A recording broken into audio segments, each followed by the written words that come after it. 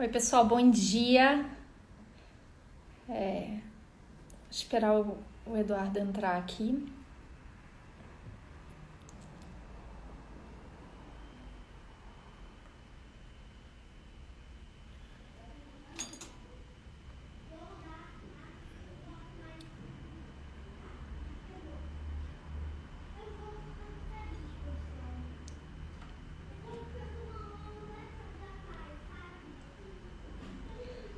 Tá, entrou.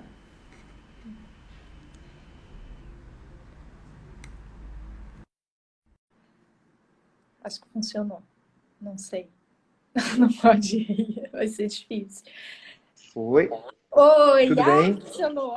Tô me sentindo muito tecnológica agora. Bom dia, Bom dia. bem-vindo Obrigado. à live do Projeto Mulheres. Hoje eu tô aqui de hostess. Obrigado pelo convite.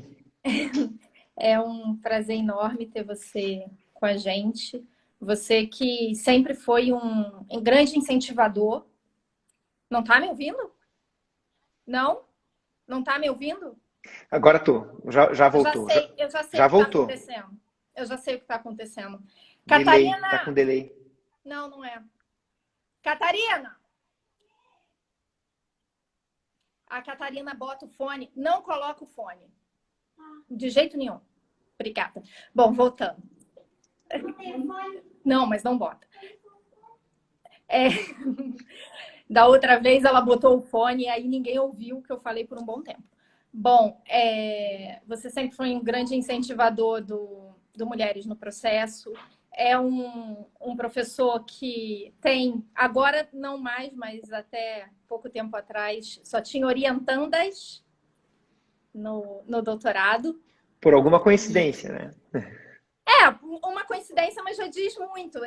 Assim, eu não sei se você sabe, mas muitas mulheres, quando vão eleger o orientador, que vão concorrer, elas fazem essa checagem sobre o professor ter ou não orientado mulheres antes, e a partir disso a gente seleciona quem a gente procura. Então, você tem mais esse ponto.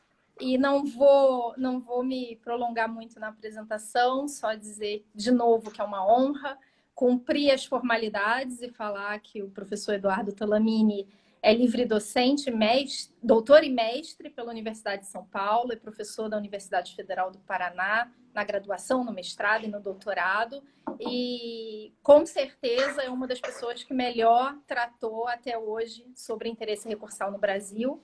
Então, Eduardo, a palavra é sua. De novo, bem-vindo e muito obrigado por aceitar o convite. Obrigado. Obrigado, agradeço muito o convite. Eu, de fato, sempre admirei esse projeto, sempre conversei muito sobre ele com vocês, mais do que incondicionalmente admirar. Eu sempre debati muito o projeto com vocês e continuo sendo um grande admirador. Eu não preparei exposição, eu reputei que a gente ia só debater. Não é para eu sair falando aqui sobre interesse recursal. Eu não vou fazer isso na sua presença. Você que é a monografista do tema, né? Não haveria sentido nisso, né? É uma satisfação imensa debater o tema com você, mas imagino que a gente possa partir direto pro debate, né? Bom, então, eu acho que antes da gente entrar propriamente no tema, acho que a gente pode fazer um, umas perguntas iniciais para as pessoas se situarem a partir do que Claro. você tem sobre determinadas coisas. Então, em primeiro lugar, a relação, Eduardo, na sua opinião, entre o interesse de agir e o interesse recursal, eles são institutos que se identificam ou há algum tipo de diferença, algo que a gente deve ficar atento no trato entre um e outro? Eu acho que ambos são expressão do mesmo fenômeno. É o interesse jurídico, que está presente no exercício, rigorosamente, de qualquer posição jurídica ativa. Qualquer direito submete-se a algum interesse. Catarina tá te enlouquecendo aí? Não, assim, ela não fecha a porta, ela tá falando. Fecha a porta, por favor. Obrigada. O meu... É porque eu falei que era com você e todo mundo aqui em casa tá um pouco agitado, sabe? Obrigado pelo carinho. O pessoal tá nervoso aqui, não sei por quê. Mas eu dizia que, sim, em certo aspecto é tudo o mesmo fenômeno, é o interesse jurídico. Não é só que seja só o interesse processual, eu diria que toda posição jurídica subjetiva se submete a uma aferição de interesse para o seu exercício. Nenhum direito pode ser, em algum grau, todo direito vai ser submetido a esse questionamento. É útil o exercício dele? Então, quando se fala em abuso de direito, quando se fala em funcionalização do direito, quando se fala em função social da propriedade, função social da empresa, em todos esses momentos, ainda que sem nos darmos conta, nós estamos pensando num mesmo e único fenômeno, que é esse, de saber em que medida o efetivo o exercício daquele direito não vai retratar uma inutilidade, um excesso, né, um desvio. O que varia é o grau de funcionalização dos direitos. Tem direitos que são mais livremente atribuídos ao seu titular e outros que estão intensamente funcionalizados. Eles existem em função de uma série de outros vetores no ordenamento. É o caso muito evidente da propriedade rural, né? Agora compara a propriedade rural com uma caneta BIC. A caneta BIC, acho difícil de alguém dizer que é possível interferir na minha esfera de liberdade de eu derreter para deixar lá na atômica. Já fez isso? É super legal. Se usa um isqueiro, também BIC. Ó, duplo merchandising para BIC. Uma caneta BIC, isqueiro BIC. Você segura, com sangue frio, é claro, né? E atenção, coordenação motora para não se queimar. Segura a caneta como se seguraria para escrever e vai derretendo aos poucos para ela fazer o formato dos seus dedos e tudo mais. Fica super legal, fica uma caneta anatômica. Se eu fizer isso com a minha caneta, ninguém vai dizer que eu descumpri uma função social da minha caneta BIC. No entanto, se eu não der um destino adequado para a terra produtiva, para um imóvel rural produtivo, eu vou sofrer consequências disso. Isso tudo é interesse jurídico. Isso tudo é interesse jurídico. Em alguns casos ele é mais funcionalizado, em outros ele é menos. As posições jurídicas do processo são intensamente funcionalizadas, porque o processo não é coisa puramente privada. A esfera de liberdade, a esfera de proteção da parte é muito intensa, muito significativa no processo, mas ele existe em função de uma relação que está se desenvolvendo para o atingimento de um resultado final que não é só da parte, não é só dela, é também da outra, é também da jurisdição como um todo, e assim por diante, é uma função pública sendo ali desenvolvida. Então, essa funcionalização vai ser maior. Por isso que o interesse processual é tão marcante para todos nós. E daí, então, o interesse de agir e o interesse recursal são expressões de interesse jurídico, mais especificamente de interesse processual. Paro por aí, no entanto, a equiparação. Eu não sou daqueles que vê no recurso o exercício de uma ação, né? Porque tem gente que vai a esse ponto, o exercício de uma demanda. Não me parece que seja isso.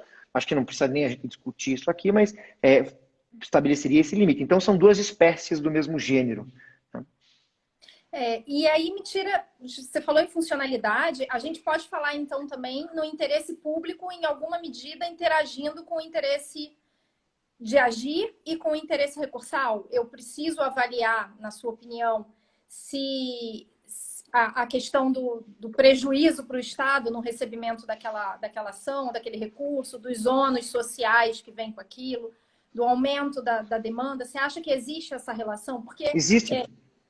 Eu defendi na dissertação isso, e eu sei que é um tema controvertido, que conforme a gente vai avançando no processo, conforme a gente vai se aproximando do final do processo, eu tenho uma ampliação do interesse público para que aquele processo, para que aquele conflito não chegue, por exemplo, no STJ, no STF, em razão de todo o custo que aquilo demanda. Você acha que isso interfere e poderia funcionar em alguma medida, como uma trava para o recurso, uma ampliação da necessidade do de filtro. Se observar o interesse público no conhecimento daquele recurso? Sim. Primeiro eu faço uma ressalva só quanto à expressão interesse público. Eu entendo o que você está dizendo com ela e quando eu a uso, eu estou pensando nisso também. Eu só tenho evitado, muito na linha de algo que o Marçal Justin Filho faz há muito tempo, é o uso vazio, porque o interesse público é um verdadeiro escudo. em todas as discussões de direito público brasileira, quando, né, o Goebbels dizia sempre que ouço a palavra cultura, saco meu revólver. Né? O Godard falou sempre que ouço a palavra cultura, saco meu talão de cheques. Né? No Brasil, assim, o administrador público, sempre que ele ouve a palavra controle, ele saca o seu interesse público para se imunizar de tudo. Então, funciona meio que com uma carta imunizadora, é um super trunfo, né, no baralho, etc. e tal. Dito isso, esse interesse, digamos assim, da administração da justiça, esse interesse coletivo, seja lá o que for, não, é a mesma crítica essa que eu estou fazendo, é que o Fred costuma fazer a expressão ordem pública, que segundo ele também diz tudo e não diz nada e tal. Bom, feita essa ressalva, esse interesse que transcende a esfera das partes, sim, ele é um fator relevante, ele é, inclusive, o que explica a teoria das condições da ação, é o que explica o interesse, sob certa medida, o interesse de agir. O que se diz é isso, né? Não se vai colocar a máquina estatal para funcionar com seus custos, sacrifícios, ela vai estar deixando de se ocupar de outras tarefas fundamentais para a coletividade, para ela ir se dedicar a uma inutilidade, para ela ir se dedicar a uma banalidade ou qualquer coisa do gênero. Né? Então, no Brasil ainda existe uma tradição muito forte, e acho que já dava para ter passado, mas geralmente explicam assim. Né? O Wamber, por exemplo, costuma explicar assim, que é uma reação ao estado de exceção que houve antes, né? de regime militar, ditadura e tudo mais, esse anseio de fazer todo o seu direito ser valer e valer perante o judiciário, etc. e tal. Né? Então, aqui é meio pecado, às vezes, você falar que você não pode levar tudo para o judiciário. Né? Eu lembro que o Cândido Dinamarca citava como um exemplo que ele achava legal, né, no instrumentalidade do processo, a história do menino que não conseguiu completar o álbum de figurinhas e entrou com uma ação nos juizados especiais para completar o álbum. Eu acho uma puta de uma sacanagem acabarem o álbum e não deixarem o menino completar o álbum. Mas não dá para levar tudo para o judiciário, né, nem nos juizados especiais. Então, qual é o interesse que está falando aí? Pelo interesse do menino, ele tinha um interesse, sim, não só um interesse psicológico, um interesse jurídico, mas esse interesse é funcionalizado. Você vai ter que fazer um sopesamento e dizer, não serve para as pequenas coisas e tudo mais. E isso nos conduz daí, inclusive, a uma outra investigação, que é saber que mecanismos outros a gente vai oferecer para a sociedade, que mecanismos outros a sociedade ela mesma vai criar em lugar da intervenção judicial o tempo todo. Isso vale também para os recursos. Né? Os recursos também vão ser pautados por esse dimensionamento. Né? Cabe recurso para discutir uma quantia, um valor econômico muito pequeno, um valor econômico que é desproporcional ao valor do custo do recurso? Talvez não. Isso já seria um bom exemplo de caso em que o fator público é utilizado. Eu acho que não se confunde com isso, no entanto, o estabelecimento de outros filtros, alguns legítimos e outros ilegítimos, mas que não têm daí propriamente necessária relação com essa aferição de interesse, de desproporção entre o que se busca e o esforço coletivo que isso vai gerar. O Becloud está dizendo que se ele soubesse, ele tinha entrado na justiça. Faltaram figurinhas para ele. Eu só te digo o seguinte, Becloud, toda vez que eu completei meus álbuns de Copa do Mundo, o Brasil se ferrou. Então, eu sempre achei isso um bom sinal, pelo menos em álbum de Copa do Mundo, não completar propriamente o álbum, né, para o Brasil ir bem. Algumas vezes deu errado também quando eu não completei. De todo modo, na maior parte das vezes o Brasil se ferrou. Acho que não tem relação, né? Mas tudo bem. Não tem relação, né? Mas a nossa pergunta lá tinha, voltando a ela, sim, uma intensa relação entre o interesse público e o dimensionamento do interesse da parte. Né? É o que explica, talvez eu esteja aqui avançando um pouco, mas é o que explica por que a parte não tem o direito de pretender resolver questões puramente teóricas, seja na ação, né? Isso é relevante para o interesse de agir, seja depois no interesse recursal. Né? Se ela ganhou no resultado, mas não gostou da fundamentação, ou a fundamentação ela não considera adequada, na medida em que não haja nada de vinculante, na medida em que não haja nada de vinculante juridicamente para ela na fundamentação, ela não tem interesse e tal. Também tem a ver com isso. Tipo, isso aqui não está aqui ao seu dispor, isso aqui está aqui para resolver problemas concretos. Você foi num ponto que eu acho que é importante ser falado, com relação ao recurso só contra a questão prejudicial, que aí para a parte da doutrina ela integraria a fundamentação. Só que qual é a grande dúvida para mim? Eu não sei, naquele processo, pelo menos eu não sei de início, se aquela questão prejudicial vai fazer coisa julgada. Pelo menos em princípio. Se vai ser considerado que que ela formou a coisa julgada, porque eu tenho outros elementos, como, por exemplo, o contraditório exercido, que são aferidos a posteriori. Dito isso, e eu sei que seu entendimento sobre a relação entre a prejudicial e a fundamentação é um pouco diferente da grande massa. Você acha que eu poderia recorrer exclusivamente da questão prejudicial decidida, mesmo que eu seja vitorioso no dispositivo com relação ao pedido principal? Bom, primeiro, eu não acho que a minha posição seja minoritária. A minha é convergente com a da grande massa. Pelo menos no que tange à limitação da incidência desse artigo às questões verdadeiramente prejudiciais. Nesse ponto, a concepção minoritária é a que dá mais amplitude para isso, de modo a estender a questões de fato e questões jurídicas simples, que não sejam propriamente prejudiciais. Então, a observação seguinte que eu faço, e essa talvez nem todo mundo faça sempre, mas eu acho que ela é muito mais um aprimoramento conceitual em termos práticos. Quem não a faz não chega a outro resultado, é a de que nesse caso o que se tem não é a atribuição de coisa julgada à fundamentação, mas sim a transformação de decisum ex officio daquilo que normalmente ficaria na fundamentação. Tanto é que o código diz, né, com todas as letras, que o juiz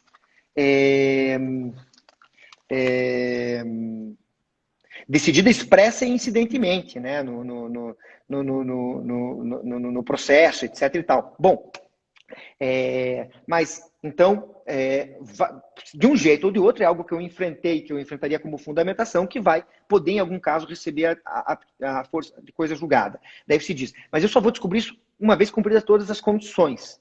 Primeiro, eu vou descartar aqueles casos em que eu já sei de antemão que aquilo não se enquadra no figurino do artigo 503. A questão é puramente de fato.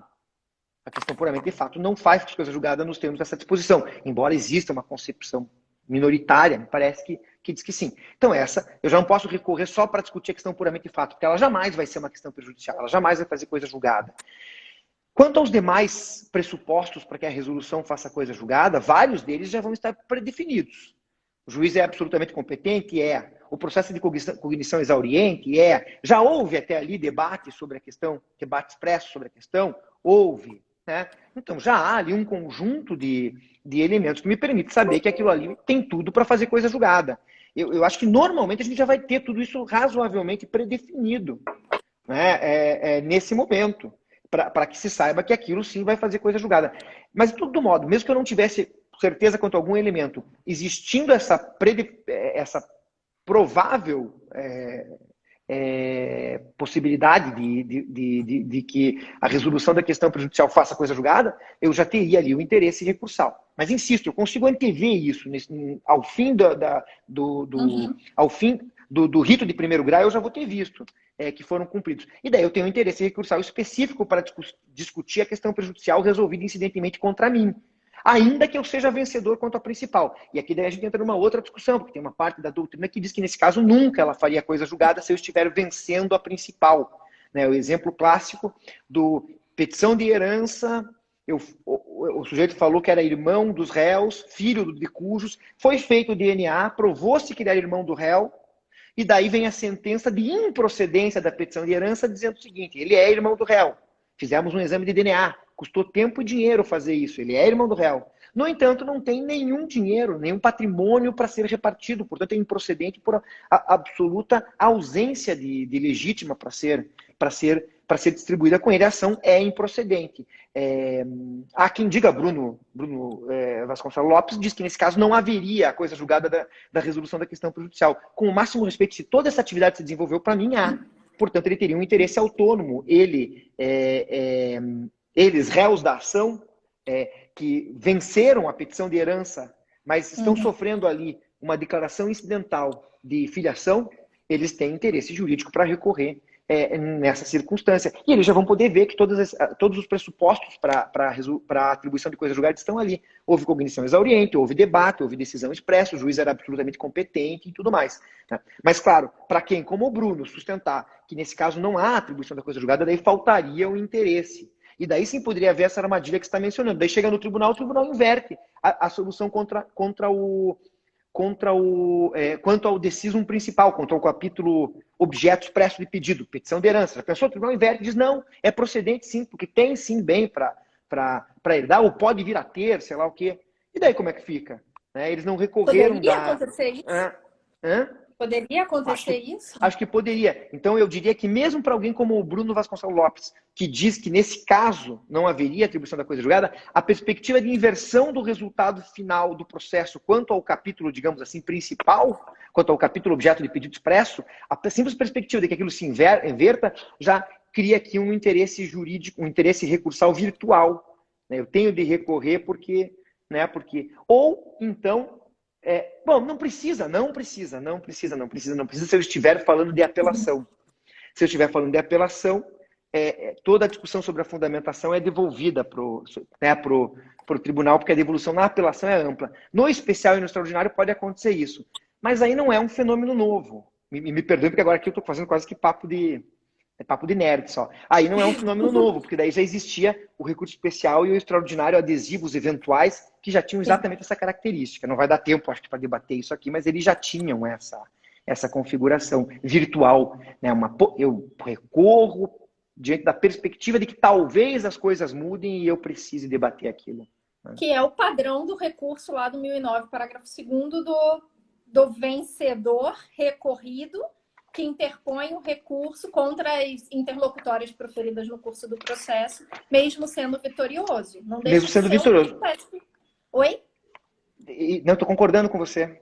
Mesmo sendo vitorioso. E aí, assim, eu nem ia falar disso agora, mas já que a gente tocou nesse assunto do interesse virtual, me tira uma dúvida. Vamos pensar a seguinte situação, e aí, voltando lá... A gente vai voltar a essa questão da interlocutória depois? Qual? Essa que você acabou de mencionar. A tua pergunta vai ser sobre isso? Agora já ia falar de interesse virtual. Já que você Mas nessa hipótese da interlocutória?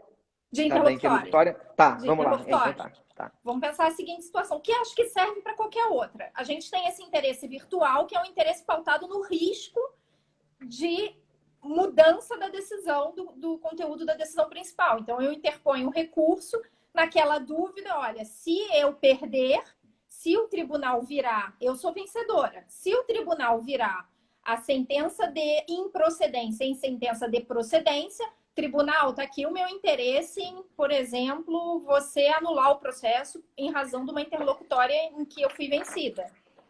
Mas aí eu acho que não precisa de recurso. Porque aí eu aplico, na minha opinião, o 1013. Quando o pedido ou defesa tiver mais de um fundamento e o juiz acolher apenas um deles, a apelação devolverá ao tribunal conhecimento dos demais. Então, mesmo que não acolheram em meu favor no curso do processo, pode ser considerado. Além disso, serão objeto de apreciação e julgamento pelo tribunal todas as questões suscitadas e discutidas no processo, ainda que não tenham sido solucionadas, desde que relativas ao capítulo impugnado. Eu quero dizer que vamos imaginar assim concretamente o que pode acontecer.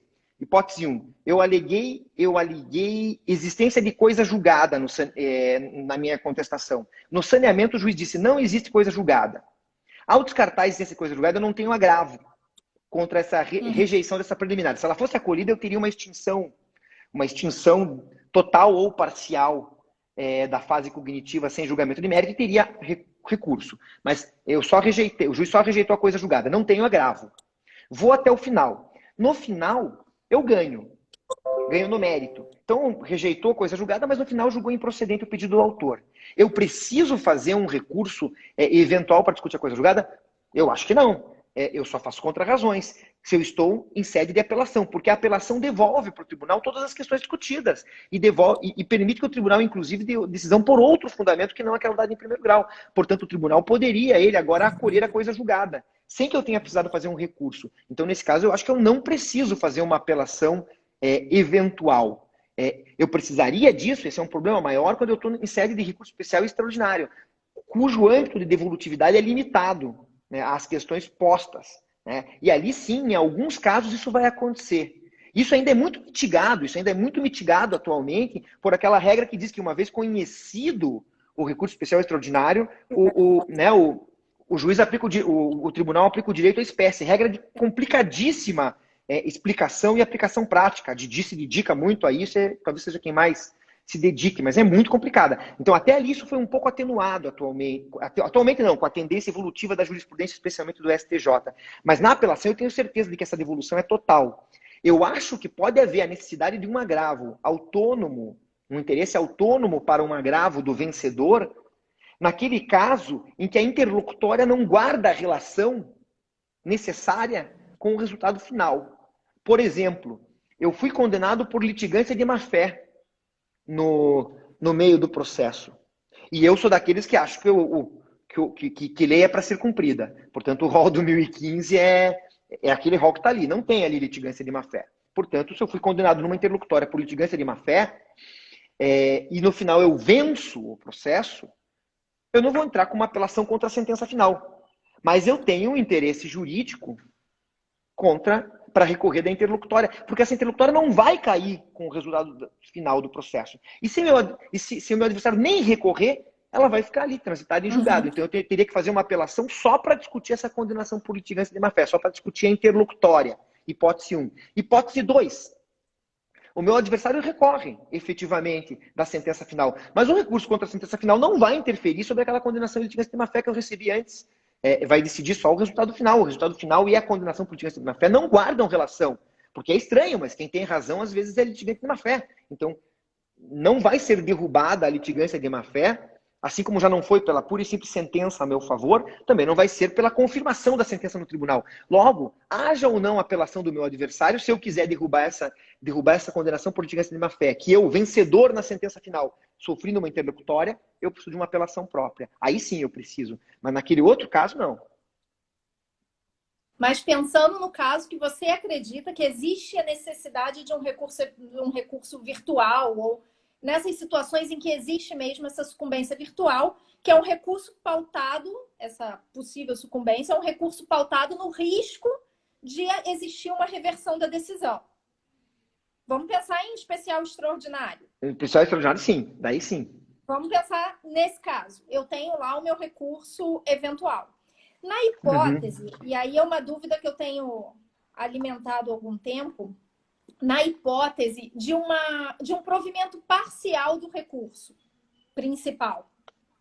Eu interpus o meu recurso eventual, ou a partir dessa sucumbência virtual, eu interpus o meu recurso confiando que, se porventura o recurso da parte contrária fosse provido, o meu seria conhecido e julgado. Enfim, eu não teria alteração da situação fática. Mas e na situação de provimento parcial do recurso do vencido, de quem foi originariamente vencido?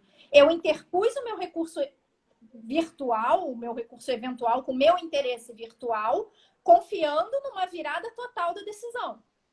Mas e se a alteração for meramente parcial? Então, pensando num exemplo ridículo, mas eu ganhei 500 mil, e aí o sujeito chegou no tribunal e virou para 250 mil. Não existe um momento em que a parte confirme o interesse dela no conhecimento desse julgamento do recurso eventual que ela interpôs? Entendeu? Entendi, mas eu acho que simplesmente o tribunal vai ter que fazer o seguinte.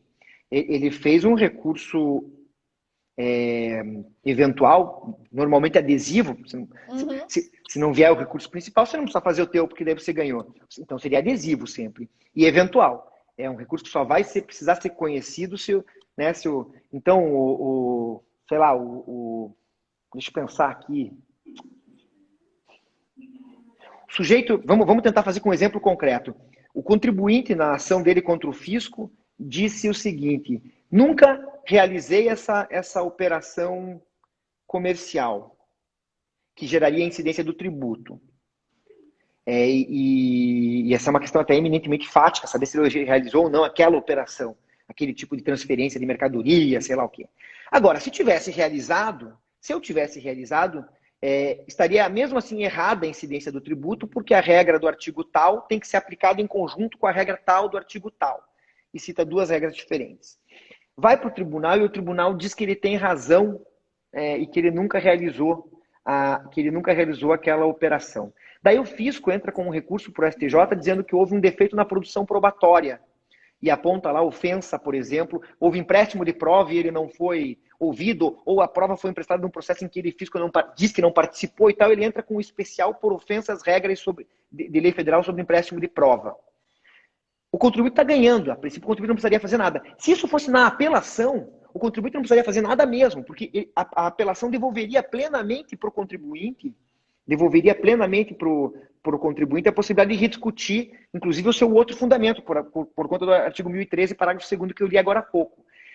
No recurso especial, talvez não seja bem assim. Alguém diria que esse recurso especial, eu acho que é razoável dizer isso nesse caso, esse recurso especial subiria e o STJ caberia ao STJ simplesmente dizer não houve ofensa às regras sobre empréstimo de prova e confirmar a sentença, né, o acórdão. Ou dizer, houve ofensa, anulo, tem que voltar para fazer essa produção probatória adequada. Aqui, nesse caso, o contribuinte poderia fazer, então, um recurso adesivo eventual, dizendo o seguinte: se for conhecido e provido o recurso do meu adversário, anulando-se o acórdão do tribunal, que simplesmente afirmava não ter havido essa operação tributária, esse fato que geraria a incidência do tributo, peço a você, STJ, que conheça do meu... Aí, vamos imaginar, desculpe, para ficar perfeito, senão não ia ter pré-questionamento. Vamos imaginar que o acórdão do tribunal local, primeiro, também descartou, já expressamente, descartou expressamente esse outro fundamento, disse, não, você não tem direito a isso, o tributo, essa norma é assim, assim, assado, e não desse jeito que você está falando. Mas você tem razão aqui que o fato não aconteceu assim, decidiu as duas coisas. Então ele recorreria para dizer o seguinte: se vocês anularem pelo fundamento que o tribunal reconheceu, que é a não ocorrência da operação, então que você conheça do meu fundamento que o tribunal rejeitou, que é a correta interpretação da lei federal, etc, etc, etc. E o STJ, então, poderia, nesse caso, conhecer desse recurso eventual. Então, ele conheceria se ele nem conhecesse ou nem desse provimento ao recurso principal do fisco, transitava em julgado uma decisão favorável ao contribuinte. Se ele conhecesse e desse provimento ao processo do fisco, que geraria a anulação do acordo do tribunal local, em vez de ele mandar de volta para o tribunal local, ele reconheceria do recurso adesivo eventual, em que já se apontava ofensa a uma outra regra de direito tributário, para poder dizer, não, então eu confirmo o acórdão agora por esse outro fundamento que precisou de um recurso, porque aqui a devolução no STJ é restrita. Uhum. Bom, pus no exemplo prático para agora chegar no teu caso. Vamos imaginar, na tua pergunta, vamos imaginar que o empréstimo da prova contaminaria só metade das operações. Para a outra metade havia prova direta. Né? Então, para 250 mil, foi feita a prova ali mesmo. Para os outros 250 mil das operações, assim, do volume de operações, veio por uma prova emprestada em relação à qual o fisco falou que faltava a observância dos seus pressupostos, havia ofensa ao artigo do Código que trata de prova emprestada, etc. e tal. E o provimento que o STJ dá é só para essa parte. Vamos imaginar que o fisco recorreu de tudo e o STJ diz, não, para essa metade aqui das operações realizadas, a prova é perfeita, teve sim contraditório. Para essa outra metade que não teve. Né? Então, ele ia dar provimento parcial ao especial. Ora, nesse caso, cabe ao fisco, na mesma proporção em que está dando provimento parcial, conhecer na mesma proporção do recurso adesivo. Eu acho que ele vai fazer só um exercício que é muito simples, na proporção do que for conhecido e provido, daí então ele passa a conhecer e ver se é o caso de dar provimento para o recurso adesivo. Gastei um tempão para dar um exemplo, mas acho que assim, pelo menos a gente conseguiu explicar o que é o recurso adesivo eventual. Né? E mais, e dá para ficar mais difícil. Existe o recurso adesivo eventual cruzado. Cruzado. Pedro Miranda tem um artigo sobre isso, numa coletânea de recursos do NED e da Didi, que é eu fazer um especial eventual caso o extraordinário do meu adversário seja conhecido e provido. Ou eu fazer um extraordinário eventual caso o especial do meu adversário seja conhecido e provido. Que é muito mais fácil de aceitar hoje em dia por força daquela regra que consagra expressamente a fungibilidade entre especial e extraordinário. Inclusive, eu acho que eu não precisaria daquela regra, mas na pior das hipóteses eu tenho aquela regra também. Falei demais, desculpa. Tá ótimo. Avançando, e aí eu tenho que admitir que eu estou seguindo aqui meu sumário, né?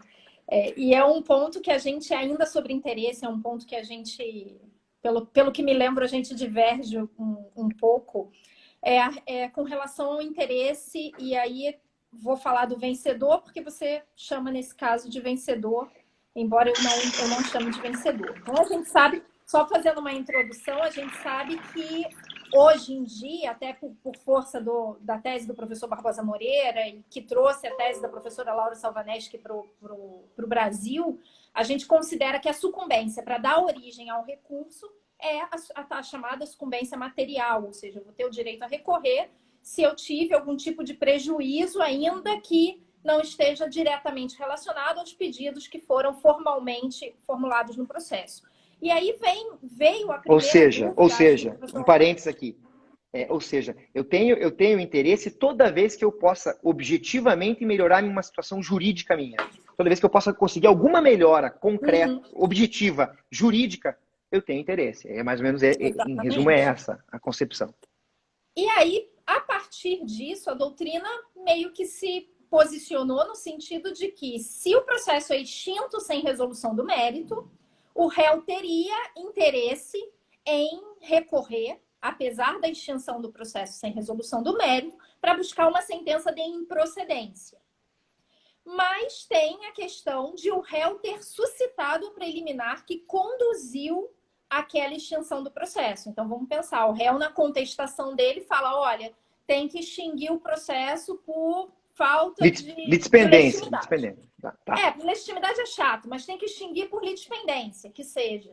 Ou alguma outra eu sempre uso litispendência e coisa julgada, porque a legitimidade, alguém vai sempre querer sair pela tangente, dizendo que aquilo é o mérito, blá, blá, blá, blá, blá. Então mas não vamos sair pela tangente. Vamos falar da legitimidade extraordinária. Olha, eu aleguei legitimidade extraordinária na minha contestação, e aí o processo foi conduzido à extinção sem resolução de mérito por conta do reconhecimento da ilegitimidade extraordinária. Você acha que, nesse caso, o réu que suscitou essa preliminar, ainda assim ele tem interesse em recorrer para buscar o desprovimento do pedido, para buscar a improcedência do pedido? Ok. Eu tratei um pouco disso num artigo que acho que chegou a sair na coletânea em homenagem ao Marinoni, em 2017, e fiquei de voltar ao tema num texto que está incompleto, que eu mandei para você. Você já conhece, acho que 2 ou 3 versões dele, que não aquela do Marinoni. Até a nova versão, quando for publicada, vai ter um subtítulo sobre interesse recursal no novo código e tal. Ao vencedor as batatas, né? Uma pergunta. O que significa ao vencedor as batatas? É um enigma, é uma frase dita pelo Brás Cubas no momento de morte, alguma coisa assim, né? Brás Cubas ou pelo Quincas Borba? Tanto pouco importa. O personagem do Machado de Assis, né? No último momento, delira e diz ao vencedor as batatas. E o que é a história do ao vencedor as batatas?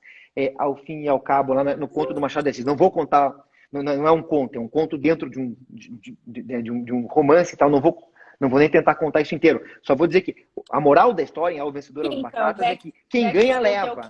Quem ganha... É o Quincas.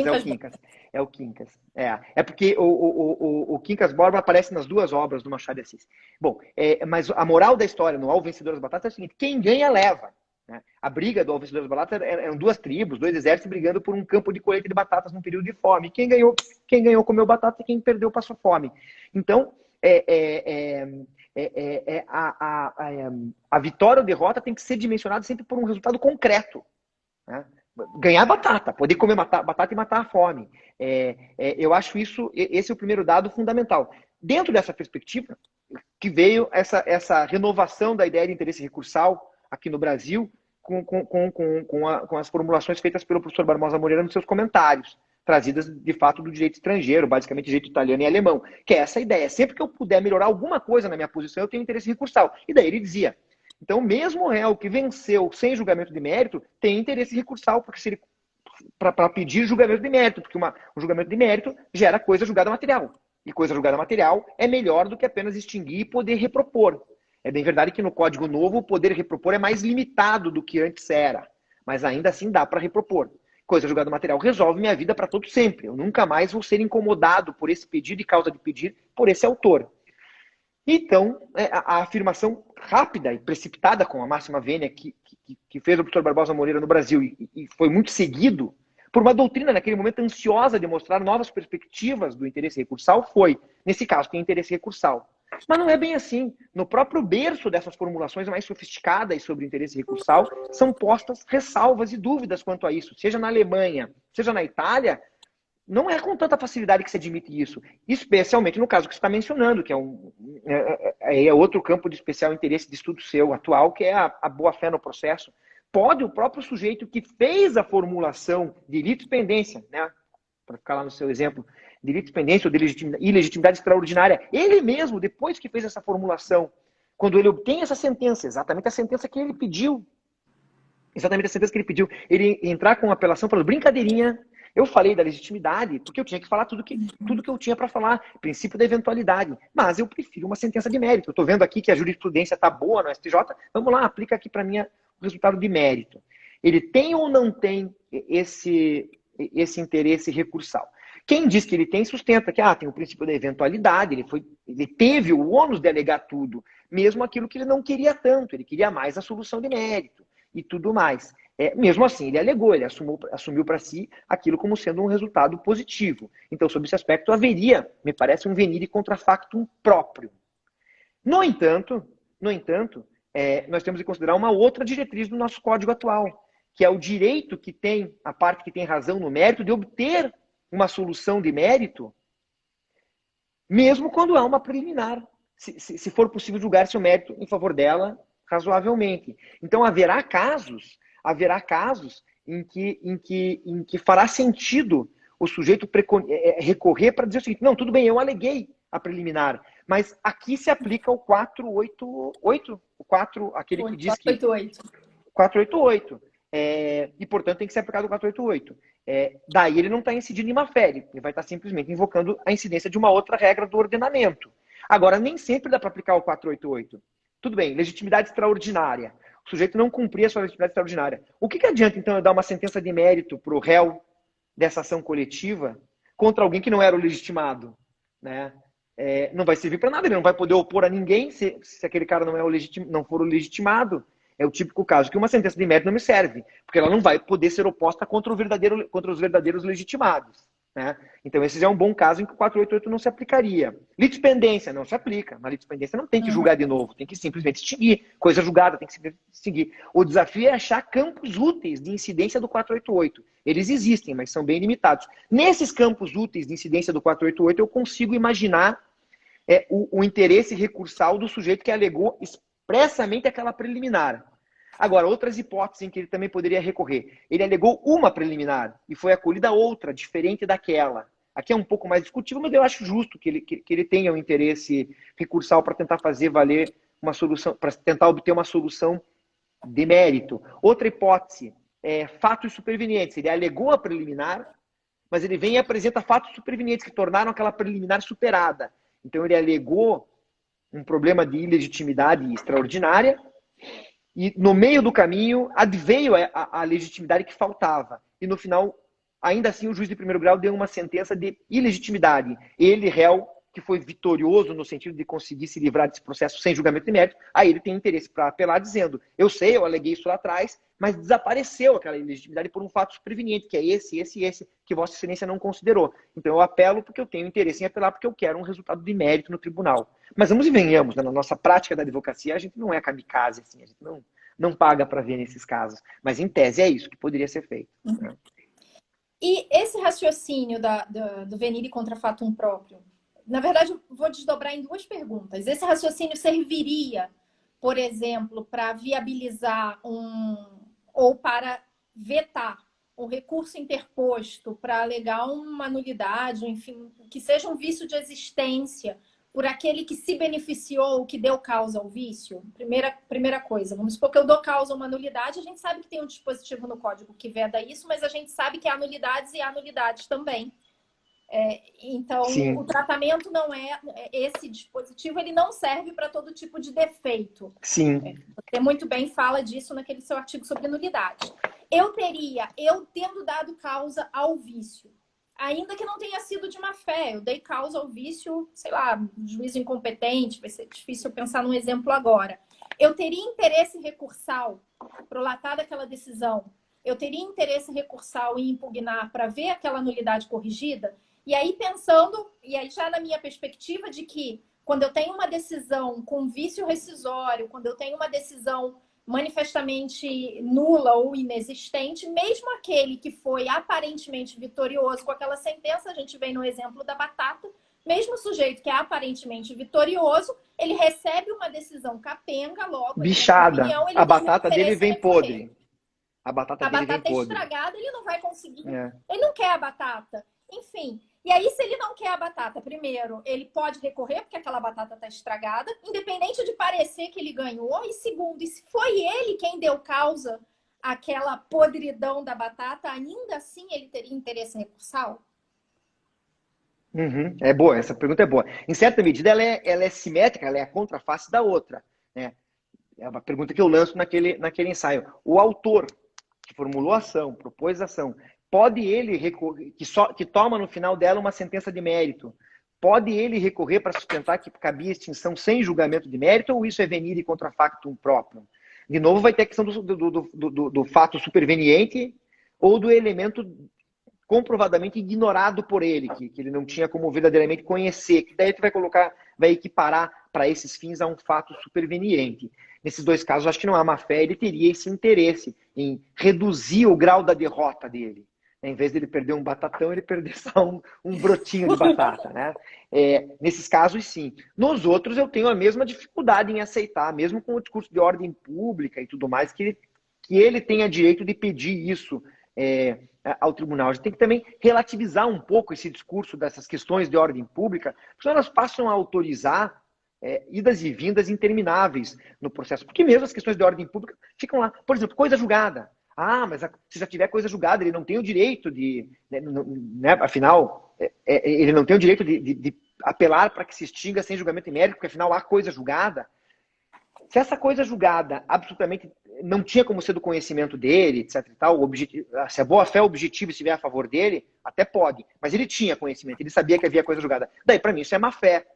E paciência, vai ter uma nova resolução de mérito em um caso que já houve coisa julgada. O sistema trabalha com isso, tanto é que o sistema prevê rescisória contra a segunda coisa julgada ofensiva da primeira, de modo que o sistema, como muito corretamente decidiu o STJ recentemente, para incompreensão da maioria, o sistema trabalha com a hipótese de prevalecer uma segunda coisa julgada sobre a primeira. Acontece, é da vida, né? Então, acho que se ele sabia do defeito, ele não vai poder alegar nem invocando a circunstância de ser de ordem pública. Esse é um problema.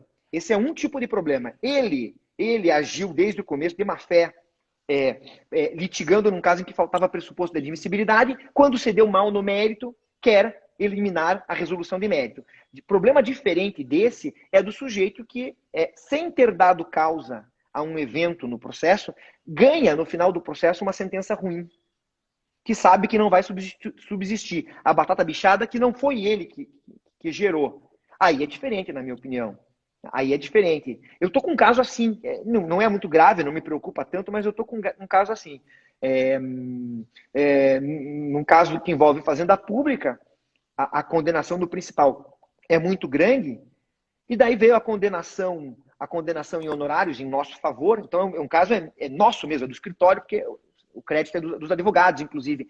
A condenação em honorários veio e disse assim, de acordo com o 85, parágrafo 3º, né, que é o que trata da fazenda, fixo honorários no percentual de, sei lá, botou lá um percentual qualquer, 8%.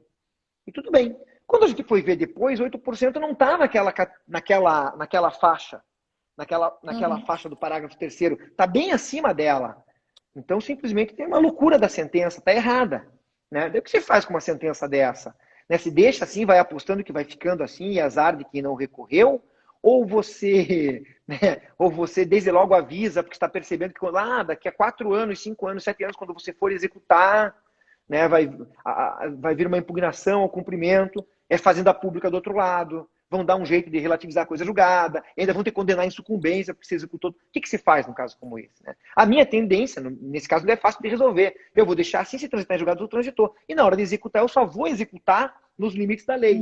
Né? Eu vou renunciar à parte excedente eu mesmo. Daí eu resolvo o problema. Mas nem sempre a parte consegue fazer um corte quantitativo no defeito, como eu vou conseguir fazer nesse meu caso. Às vezes ele recebe uma decisão que é absolutamente bichada. Quando eu escrevi sobre coisa julgada, no meu livro sobre coisa julgada, eu tenho um capítulo amplo sobre inexistência. E lá eu destacava o interesse jurídico do vencedor em apontar a inexistência, porque ele percebe que aquilo é uma sentença de papel, né? Uma sentença de papel. De papel mesmo, aquilo é só papel. É um simulacro de sentença que não vai lhe servir de muita coisa no futuro. Então surge sim um interesse recursal nesse caso. E alguém pode achar contraditório que eu dê tanto valor assim à boa-fé e à vedação ao venire, mas eu dou. Eu acho que, mais do que nunca, o processo tem que valorizar esse vetor. Tô com você, viu, Carolzinha? Bom, e você falou em rescisória, a gente tem mais 10 minutos. A próxima dúvida que eu anotei aqui é se você vê alguma relação entre o interesse recursal e o interesse para o ajuizamento de ações impugnativas autônomas. Ou seja, eu posso encontrar na ação rescisória alguma relação no interesse de agir para a ação rescisória, para ajuizar uma ação rescisória. Eu tenho alguma relação com a forma que eu trabalho o interesse recursal? Então, eu tenho esse link entre um e outro?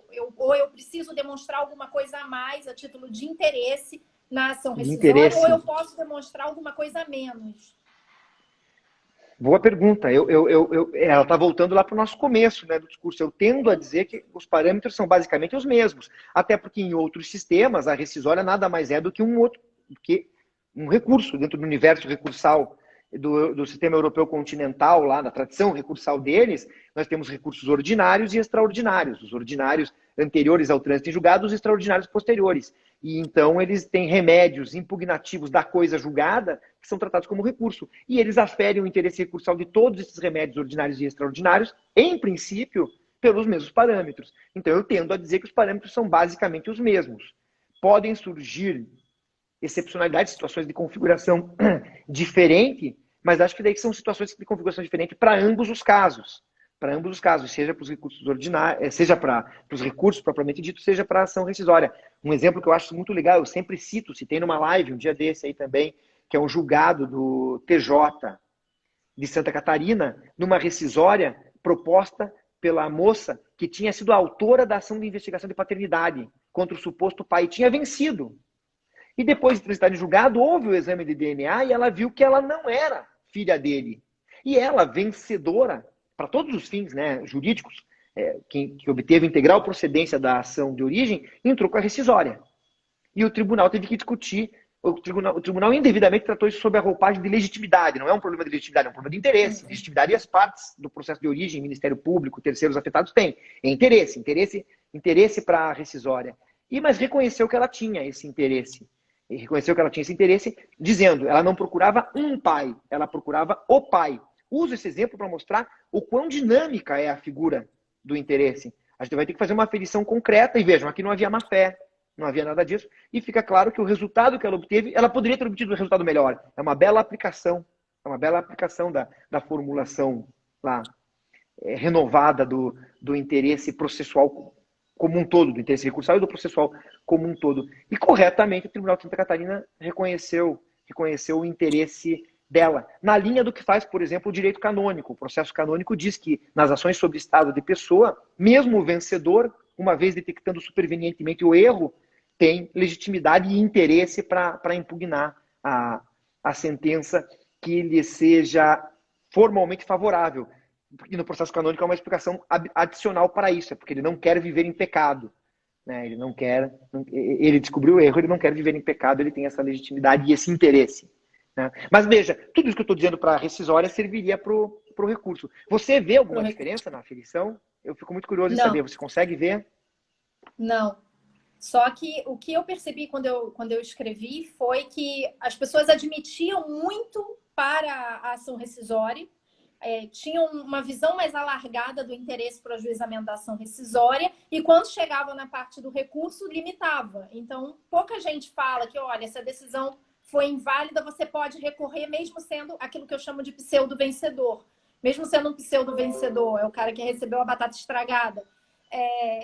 E você não vê muita gente falando isso de interesse recursal, embora veja quem se debruça sobre a ação rescisória normalmente caminha nesse sentido para dizer, por exemplo, o professor Aquém fala, mas ele fala com relação ao recurso também, que sim, eu poderia ajuizar a ação rescisória mesmo se eu fosse vitorioso, porque, enfim, eu tenho aquela situação que eu não sabia antes. E aí a gente volta sempre para a questão primária da boa-fé, que regula o que eu posso ou não fazer. Concordo com tudo isso, né? E só esqueci. ia falar algo. Ah, não, só ia dizer que é interessante isso que você notou, dessa maior largueza na rescisória do que no recurso, quando, em muitos casos, deveria ser o contrário, pelo menos em relação aos recursos Exatamente. ordinários, eles que mereceriam uma aferição mais generosa. E na rescisória, um afunilamento, né? Uhum. Teve uma Um hora rigor maior. no livro que eu falei, poxa, se pode rescisória, por que não vai poder recurso? Assim, não tem cabimento. A rescisória deveria ter uma linha muito mais estreita de acesso do que o recurso. E a gente tem essa dicotomia, inclusive jurisprudencial, falando que eu posso rescisória e eu não posso recorrer. E aí, para a gente encerrar, que aí eu sei que a gente diverge na consequência, mas vamos falar. Você começou Vamos encerrar dizendo, assim, a gente batendo boca e discutindo e acaba, batendo corta, boca. cai e Não, a não gente, a gente concordo. brigando. Vamos, vai ser bem legal. Ai, que fiquei sem graça agora. Oh. Você disse no começo, e repetiu agora, que o interesse recursal ele se afere a partir da possibilidade da parte melhorar a sua situação. Ou deixar menos pior, sei lá, como Ou você quiser, deixar né? menos pior. Ou, de alguma maneira, enfim, se beneficiar com o resultado do julgamento daquele recurso. Nessa linha de raciocínio é que eu defendo o seguinte, que é o ponto da nossa divergência, pelo menos era. Às vezes eu já te convenci. Que como eu posso, em muitas situações, obter um melhor resultado, obter uma melhor resposta da tutela jurisdicional e não daquela decisão propriamente dita. Então, vou colocar no exemplo para as pessoas entenderem. Há situações em que eu posso conduzir o processo à formação de um precedente vinculante que vai ter eficácia em todo o território nacional.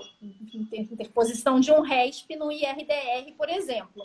Nessa situação, eu defendo que, mesmo eu ganhando, vamos pensar no IRDR, eu tenho lá o âmbito de abrangência do IRDR exclusivamente estatal, no estado do Rio de Janeiro. Eu Estadual. sei que se eu recorrer, e se isso for para o STJ, ele chega no STJ com uma presunção de repetitividade, então é muito possível, embora o STJ já tenha afirmado que não certamente vai Não é receber isso como automático. não é automático, mas eu tenho uma presunção, no mínimo, de que aquilo virará um recurso Mas eu acho um repetitivo, absurdo, mesmo eu que ele STJ, ele até mandou suspender nacionalmente antes, é um absurdo que depois ele diga que não tem, né, a repetitividade, porque daí a má-fé é dele, o venire contra fato próprio é dele. Se ele mandou suspender nacionalmente e depois falar, foi brincadeirinha, suspendi porque vocês são tudo trouxa e merecem ficar aqui e aí diz que não é sofrendo. repetitivo. Daí é Mas, sacanagem. enfim, já é uma coisa relevante sobre o IRDR que o STJ tem se posicionado, mas o fato é que existe, no mínimo, uma presunção de que aquilo será recebido como um recurso repetitivo. Em suma, sua pergunta... Fala. Não, é só porque o tempo está acabando. Sua pergunta é, o sujeito ganhou o IRDR. Ele ganhou no IRDR. Daí ele percebe que não vai ter recurso do adversário, que o adversário malandrão não quer levar para a STJ para não transformar aquilo numa decisão para o Brasil inteiro. Ficou tudo suspenso, o adversário diz, eu vou deixar passar o prazo, pelo menos o meu prejuízo fica aqui só no Paraná. Não vai virar com uma decisão do STJ no Brasil inteiro. Né? E daí, a tua questão, você defende que, nesse caso, o vitorioso no IRDR tem interesse para interpor um recurso especial ou extraordinário para levar a questão para STJ ou STF e obter lá um repetitivo ou uma repercussão geral para o Brasil inteiro. Né? Não é que eu discorde propriamente de você, eu só acho que a gente tem que separar no julgamento do IRDR o julgamento do recurso em si do julgamento objetivado da questão. Há um outro procedimento invisível, assim, para a gente, mas que está ali junto, que é o julgamento objetivado, é o julgamento da questão em tese. E eu acho que é isso que eu levo. É isso que eu levo lá para cima. E se isso é um recurso ou não é, eu não sei. Eu tendo a simpatizar com a ideia de que eu tenho que poder levar, mas eu quero dizer que transitaria em julgado a decisão para o meu caso concreto. Eu só levaria a questão jurídica lá para cima. Ou seja, minha divergência daí não seria tão grande. Você deixou isso muito para o final. Essa é a questão mais vibrante aqui pra gente. É pra gente fazer outra depois. Vamos ter que voltar, só para discutir só isso. Nós temos 30 segundos, vai cair, Thala. Muito obrigada. É um prazer enorme conversar contigo sobre esse tema. De novo, eu te mandei uma mensagem quando eu li teu texto sobre interesse. Falei, cara, foi a melhor coisa que eu li depois de Barbosa Moreira. Eu adorei ter recebido aquela mensagem.